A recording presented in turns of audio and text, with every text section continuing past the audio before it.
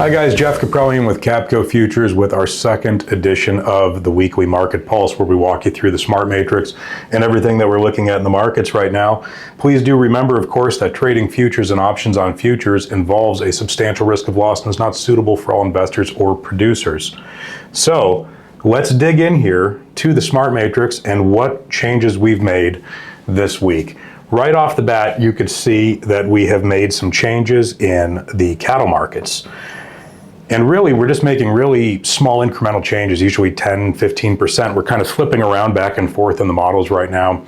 The market looks like we could see a little bit of a pullback there, at which point we'll probably get a little bit more aggressive, but we wanted to take off some of that long exposure that we added last week and just take a little bit of profit on that, make sure that we were able to lock that in and not go backwards. Still in the corn market, you can see we are 0% sold. We're still looking for that rally. And one thing you'll notice here, all three of the factors in the seasonality, money flow, and algo are green, as is the trend. So things are moving in the right direction for us, and all of the models are in agreement with that.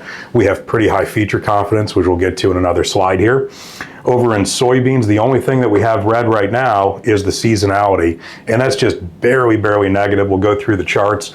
The trend is right on the cusp of turning higher in that thing, but we've had strong short covering and the algo is long. And you'll notice that with soybeans, the money flow is the highest correlation of what we have right now, and that's really a positive sign when we're seeing short covering there. Now moving down to cattle, seasonality here, that's negative by almost 1% over the next 14 days. We've had new buying, strong new buying, which we can go either way with that. A lot of times that's a great thing, and you need that for trends to maintain themselves, but a lot of times you get that head fake when you see that strong new buying. And the algo is long. Now, one thing that I want to point out here that's working against us here on the matrix is that we have really low confidence in the live cattle factors right now. You could see that we are only 9% correlated to the algo. That's not even showing up enough for you to get a full box. We pick up a little bit of confidence here with feeders, 37% in the algo, that's long right now. Same thing as corn with feeders, strong short covering. That's a really positive sign, and we have 94% feature correlation there. So really a good thing.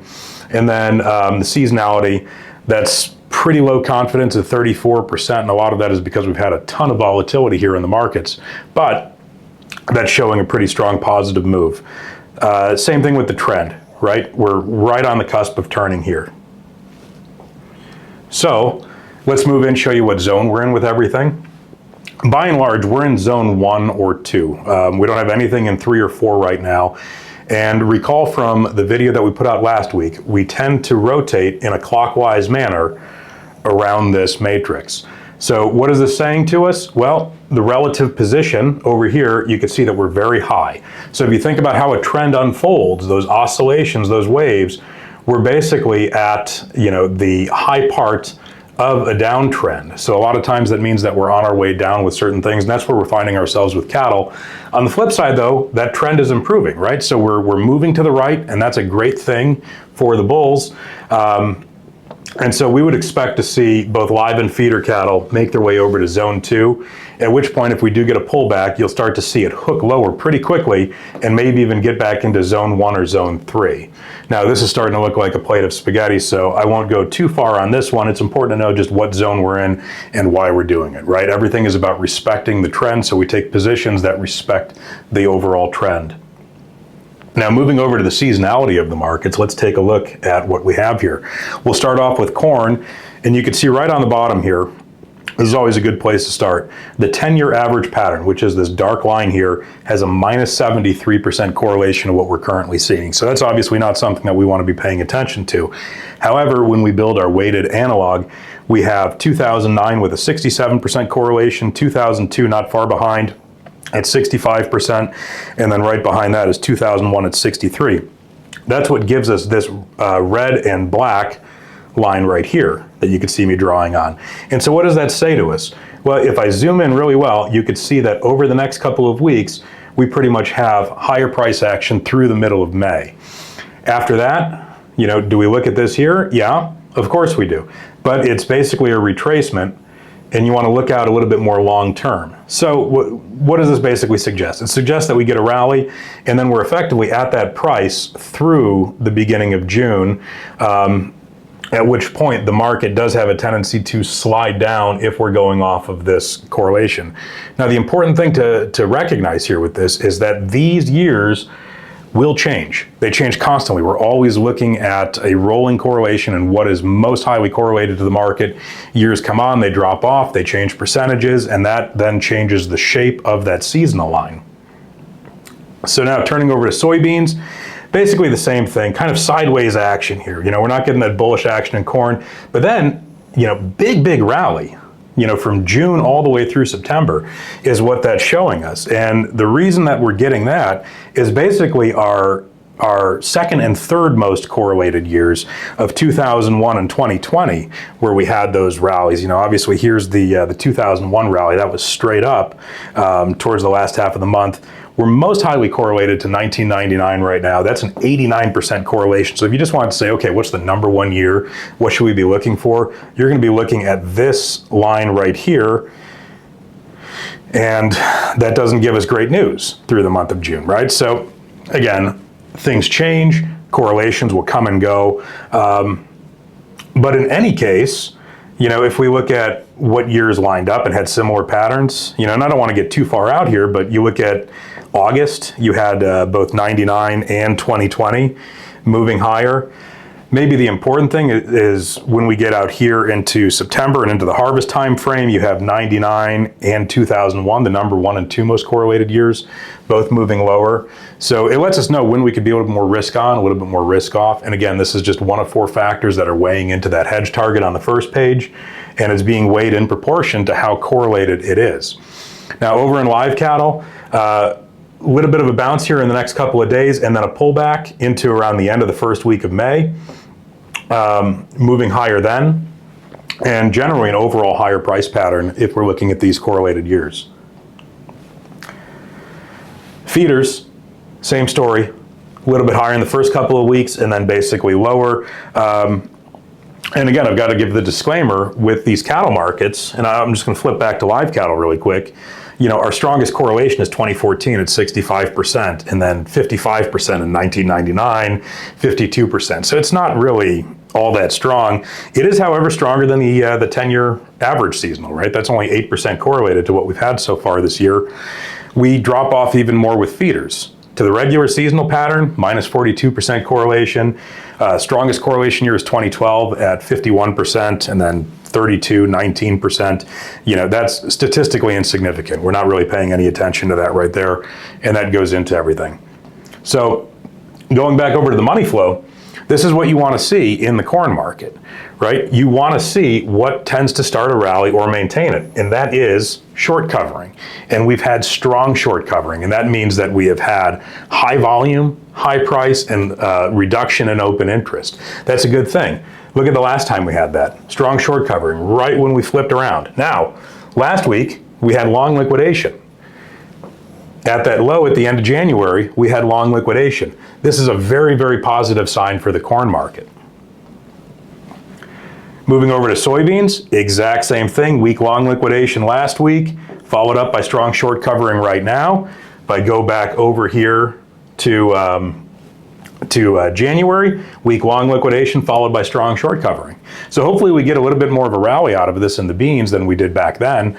But the important thing is that lets us know that we're probably turning a corner here. And the money flow, again, is the most highly correlated thing that we have on the matrix right now.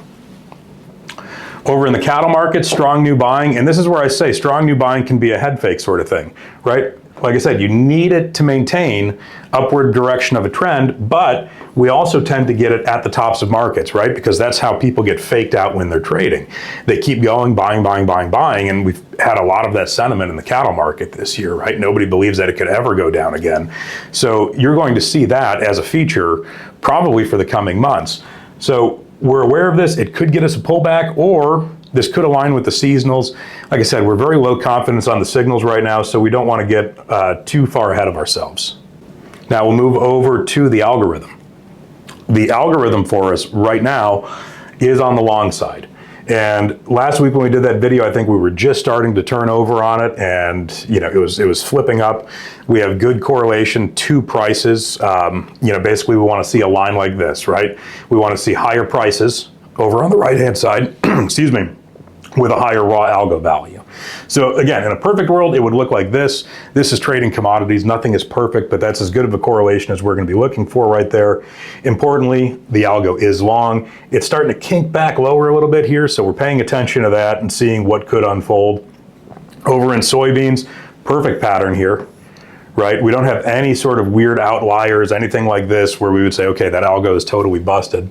And here we're actually gaining momentum and strength as we move higher.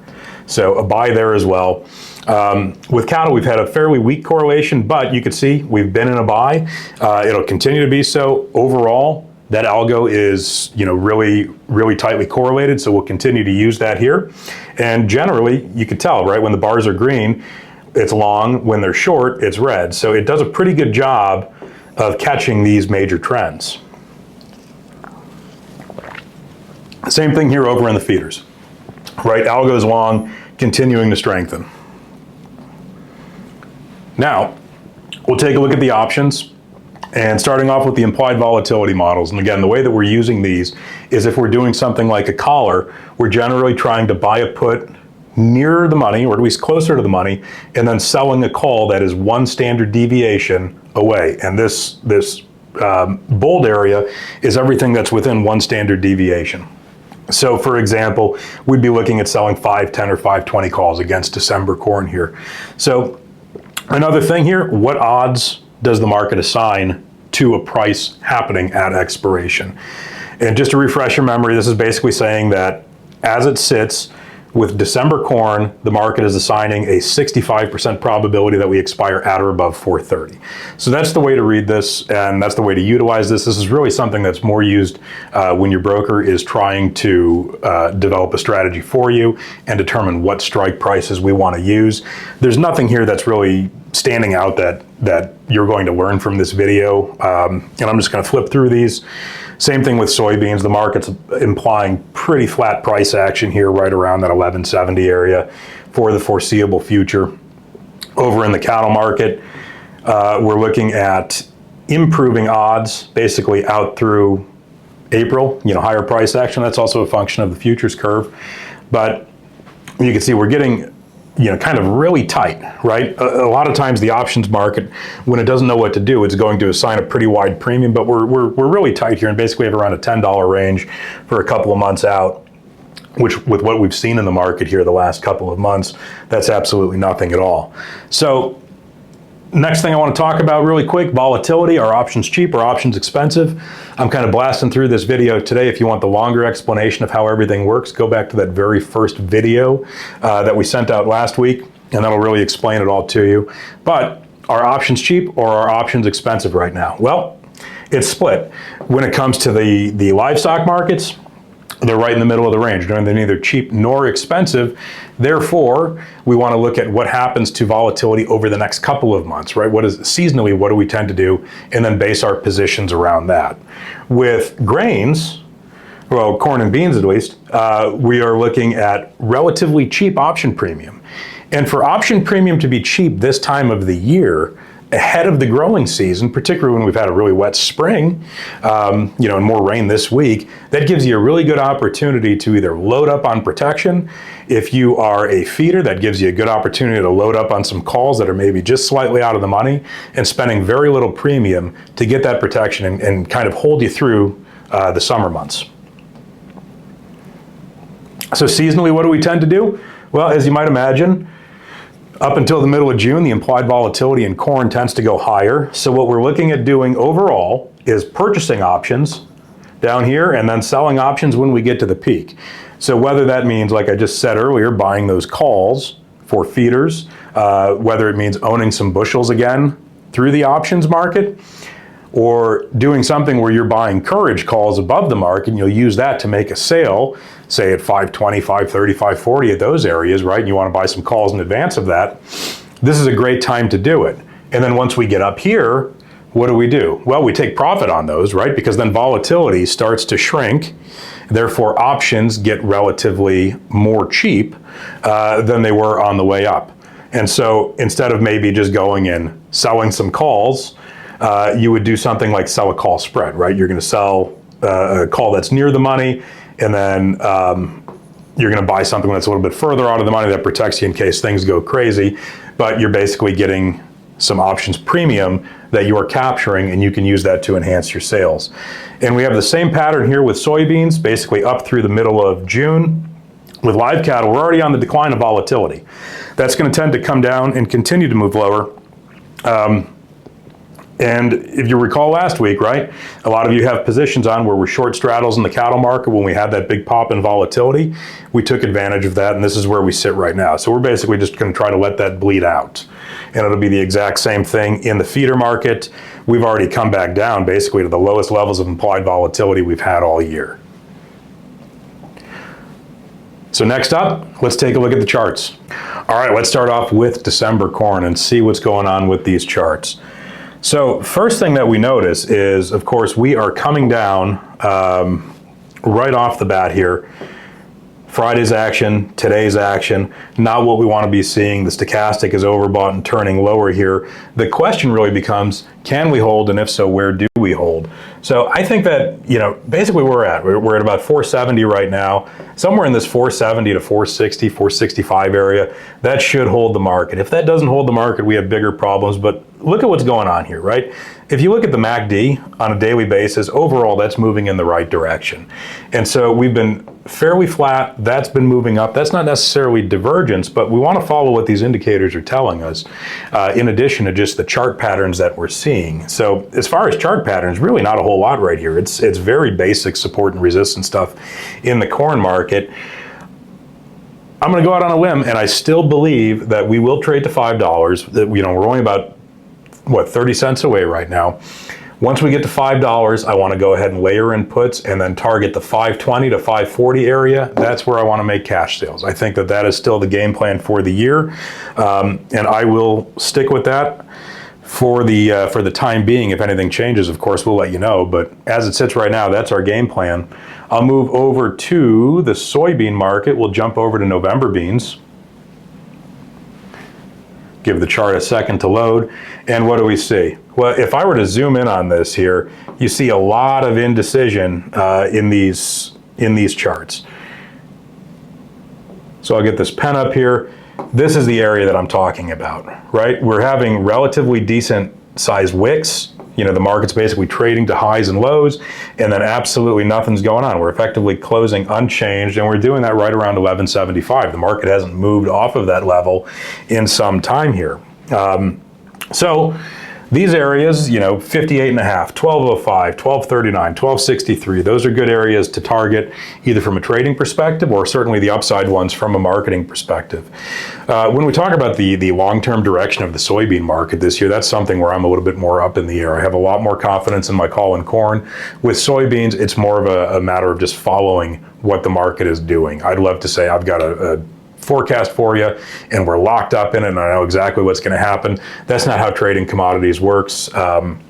And I'll tell you, when I have absolutely little to no confidence in what's going to happen. The fun thing with the soybean market, that thing can go up or down $2 for, a news event, really for any given reason. That's what makes soybeans interesting, and that's also what creates a lot of opportunity for us when we're trading it. So as it sits right now, we just want to watch these key levels. We want to watch this low. We want to watch this, 1205 area. And see what happens, how we react.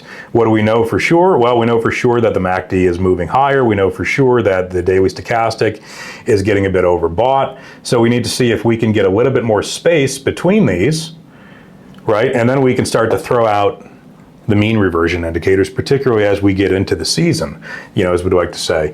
You can see that we're doing a pretty nice job basically trading around this 50-day moving average, and that's starting to move higher. And we should, probably in another 2 weeks or so, maybe get a bullish cross if the soybean market can continue to confirm that higher action. We'll jump over to, well, you know what? We'll stop at wheat. Everybody gives me a hard time because I don't like to talk about the wheat market because it's one that's really, really difficult to predict. And it's really difficult to market. But what did we have here? We had a lot of selling on Friday. We're getting that confirmed again today. We have the daily stochastic confirmed, turning lower out of the overbought zone, and the MACD is giving us a signal. So what does that mean? It means that we probably at least trade into 580. 580 is the area that we want to look at because that's a pretty good retracement level. 78, 80. That's going to be your 61.8% retracement from here to here. Now, do we hold that? That's a great question. We don't know, but that also lines up pretty much with that high, those lows all the way back. So if there is going to be a moment to buy the wheat market, as much as it pains me to buy the wheat market, that's probably the area that I would do it at. And what I'd like to see is the stochastic get into the oversold area, and that'll be pretty easy to do, right? At least this one, and it depends on the time period you're using, but this is a 14-period stochastic, so you need to look back at the last 14 days and say how high or low are we in that period. So that'll get us, if we get to this retracement and it happens over the next 2 or 3 days, that'll probably get us right around there. And that'll be close enough if it starts to kink higher. If we're able to stall out at that level, we could do it. If not, look at 550, 558. Those are going to be the areas that you should at least look at reducing some shorts and getting some of that exposure off. All right, moving over to the cattle market.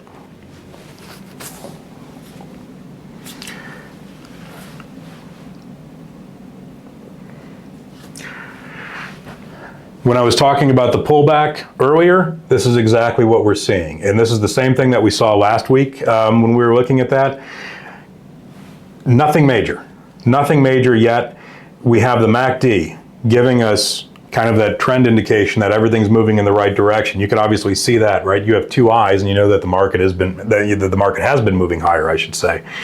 We have a lot of areas of congestion. That's where all these red lines come from. And that's just a ton of congestion that we have on the charts where we could stall out. And it's happening really like every $3. That's what makes this kind of difficult. We don't have like a big elevator for where we can go from one level to the next and there's not a lot in between. We have lots and lots of areas that are going to be basically trade congestion.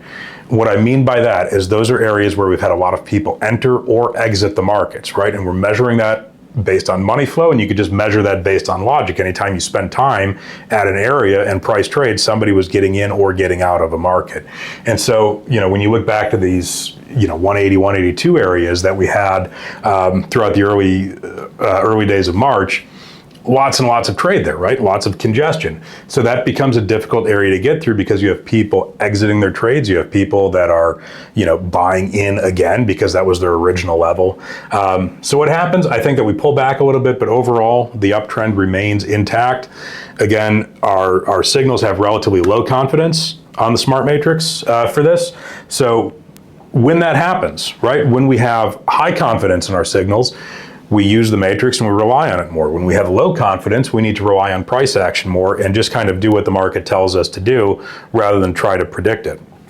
Now, move over to feeder cattle. With feeder cattle, daily stochastic overbought, starting to turn lower. We're getting that same sort of pullback here. Exactly what we're looking for though. Right? We made that little 10% shift this morning. That's exactly what we're looking for. I'd expect us to come in around 245, which isn't all that far away, 244 maybe, and start to look at getting some, the market catching a bid there. Whether that drives us higher and getting a big high, I'm not sure. But again, MACD is looking positive. And anytime you have that MACD and a big sustained trend, right, look at what happens in the market. Same thing, downtrend, right there. So what do we know for sure, right? And when we look at having two different indicators on the charts, these are, they work for two different reasons. They're two different purposes. One's mean reversion, one's trend following. What type of market have we been in? This is obviously a big long trend. This is a moderate sized trend. So we're in a trend following market, right? We want to continue to use trend following indicators until they fail to work. As it sits right now, they're continuing to work. Here's your cross on the MACD. There's basically your buy signal if you're using it just like that. So overall, trend remains intact. on the upside, but it's very new. It's a young developing trend, so we're not going to throw a whole lot of faith in that. So that's what we have for you this week. I appreciate you watching. If you have any questions, please reach out to your account manager, reach out to me, reach out to info@kapcofutures.com. Thanks for your time and have a great week.